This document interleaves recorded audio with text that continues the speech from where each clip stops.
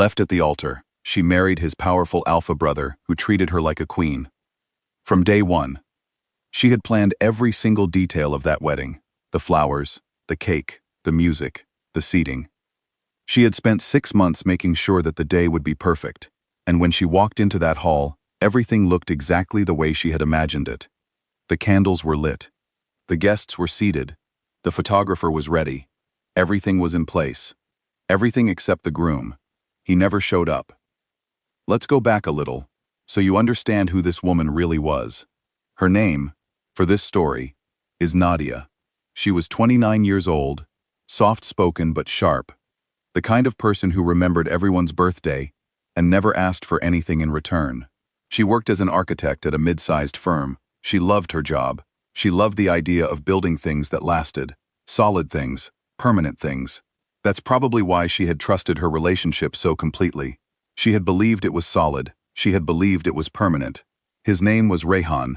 He was charming in that way that certain men are, the kind who walk into a room and make everyone feel like they're the most interesting person there.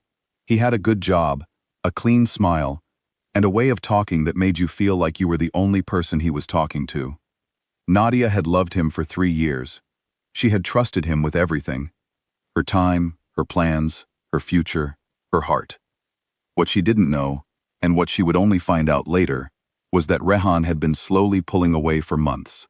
Not from her exactly, just from the weight of the commitment.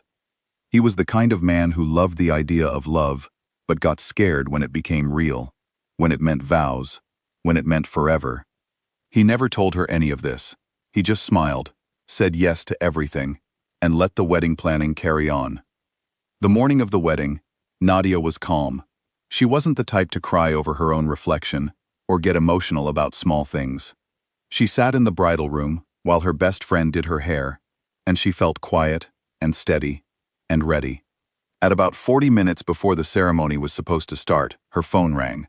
It was Rehan's older brother, Aryan. She almost didn't pick up. She thought maybe he was calling to say he was running late, or that he'd lost a cufflink, or some silly little thing. She picked up, half smiling, expecting nothing. Aryan's voice was different though. Very quiet, very careful. He said, "Nadia, I need you to find somewhere private to stand. Right now." She stepped away from her friend, into a little side room off the hallway.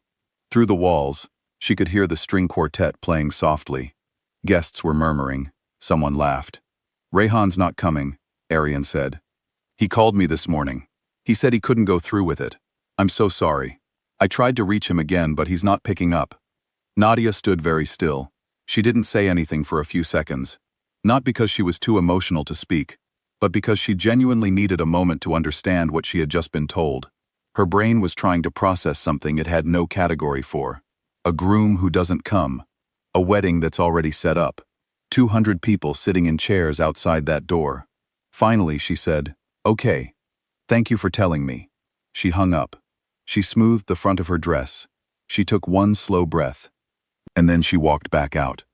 Her best friend looked at her face and immediately knew something was wrong. "He's not coming," Nadia said, quietly, simply. Her friend's hands flew to her mouth. The other bridesmaids froze, and then Nadia did something that, to this day, people who were there still talk about. She walked out to the hall.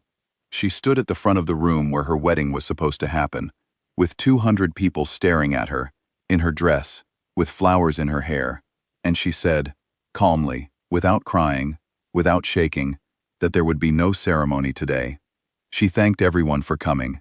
She asked them to please drive safely, and then she walked out. No screaming, no collapsing, no drama, just dignity. Pure, quiet dignity. The days after that were hard. Let's not pretend they weren't, she cried, but only in private. She sat on her bathroom floor at 2 in the morning, more than once, just because the darkness felt right for that kind of pain. She replayed conversations in her head. She looked for signs she had missed. She asked herself 1,000 times whether she had done something wrong, said something wrong, been something wrong. The answer was no. But grief doesn't always listen to logic. Rehan eventually sent messages. First a short text, then a longer email. He said he was sorry. He said he had panicked. He said it wasn't about her. It was about him. and he hoped she could understand that someday. She read everything once. She didn't reply. There was nothing to say.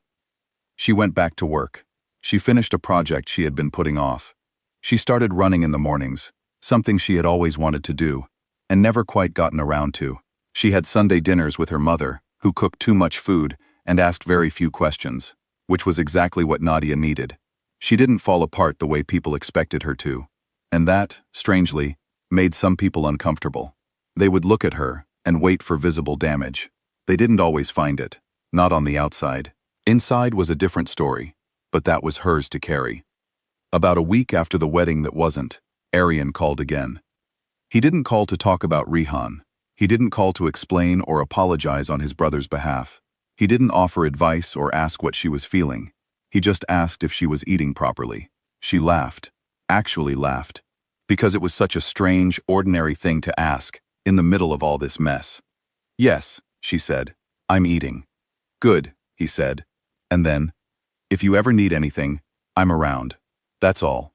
He hung up before she could respond. She sat there holding the phone, thinking about how different that call was from every other call she had received since the wedding. Every other person wanted something from her in those conversations.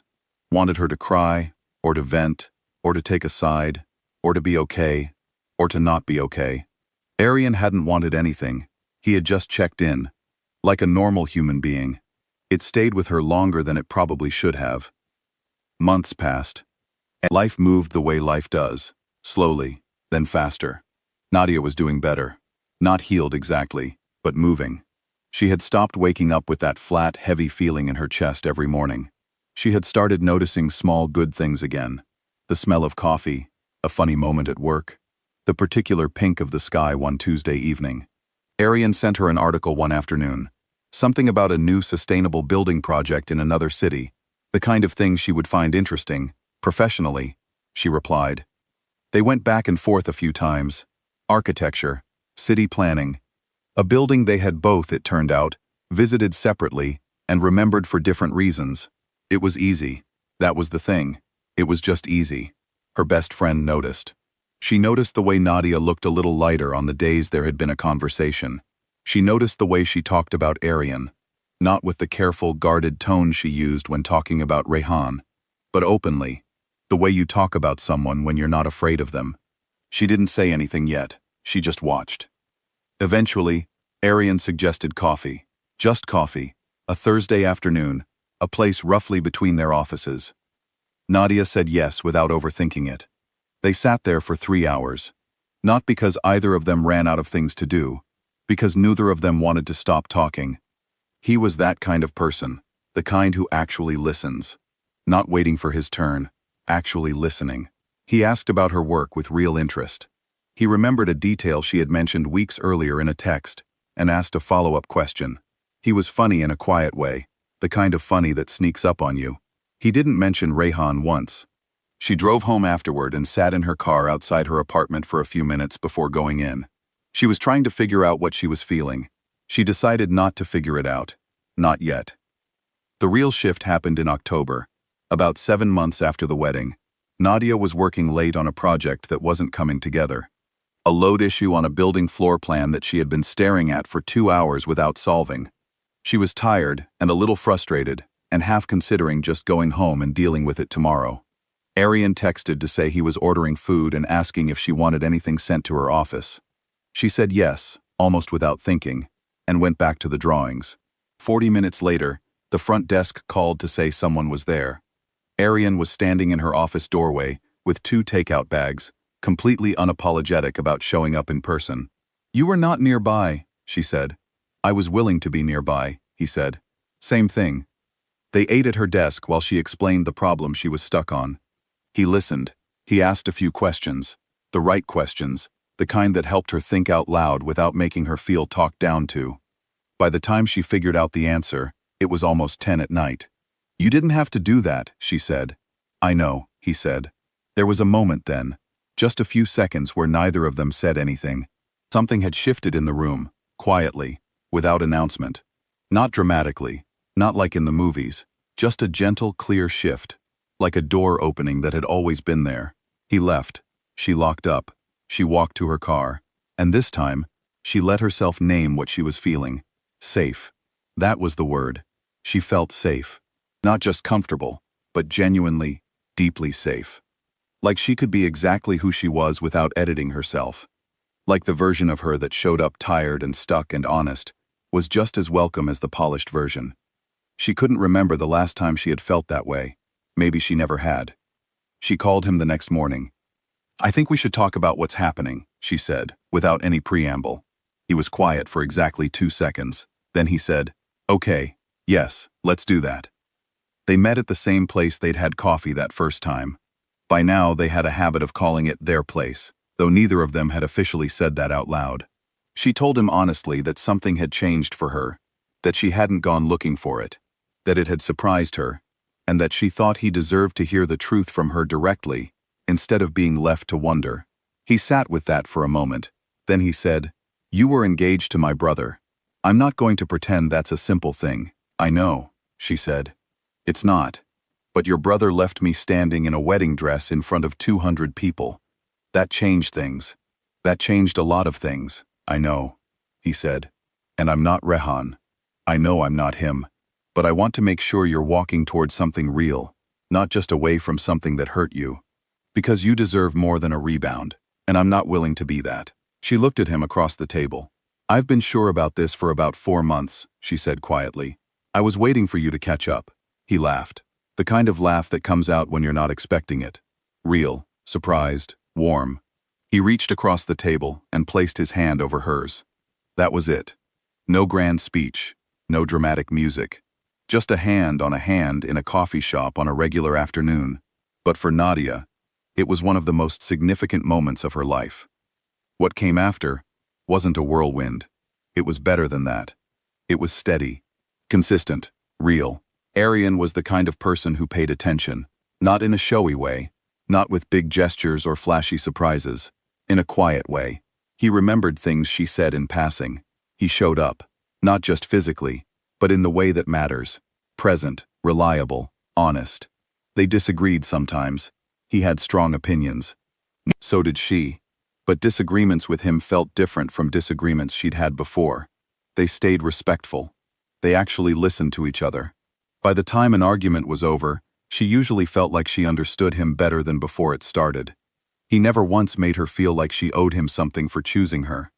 He never held the situation with Rehan over anyone's head. He never made her feel like she was broken, or damaged, or lucky to have found someone after what she'd been through. He just loved her. Plainly, consistently, without conditions. Her mother liked him. That was no small thing. Her mother had strong opinions about people, and very little patience for pretending otherwise. She watched him quietly at dinner one Sunday evening, that measuring look that mothers have, and then she pulled him aside before he left. "My daughter has been through a lot," she said. "I know," he said. "Make sure you understand what that means." "I do," he said. "And I'm not going anywhere." Her mother studied him for a moment. Then she nodded once and went back inside. That was enough. That was more than enough. A year and a half after the morning, everything fell apart. Nadia sat at a kitchen table in a home she had started to think of as theirs, and she watched Arian make coffee. He made it the same way every morning, 2 cups, hers first. Left in the exact spot where she could reach it without getting up from her chair, because he had noticed, without her ever saying anything, that she didn't like having to move for the first few minutes of the morning. He hadn't pointed it out. He hadn't asked for a thank you. He had just noticed, and adjusted, because that's who he was. She thought about the day she had stood in that hall in her dress and told 200 people that the wedding wasn't happening. She thought about the months that followed, the quiet grief, the slow rebuilding, the mornings she ran alone, and the Sundays with her mother, and the careful, deliberate work of putting herself back together. She thought about the phone call, where he asked if she was eating. She thought about 3 hours in a coffee shop that felt like 20 minutes. She thought about a hand placed over hers on an ordinary afternoon. None of it had been wasted. Not the heartbreak, not the hard months, not the days when she hadn't been sure she was going to be okay. All of it had been part of getting here, to this kitchen, to this morning, to this person who had seen her clearly, from the very beginning, and waited, without pressure, without expectation, for her to find her way. Arian turned around and caught her watching him. "What?" he said. "Nothing," she said. "Just thinking." "Good thoughts?" She picked up her coffee from exactly the right spot. "Very good," she said. And that was enough. That was everything.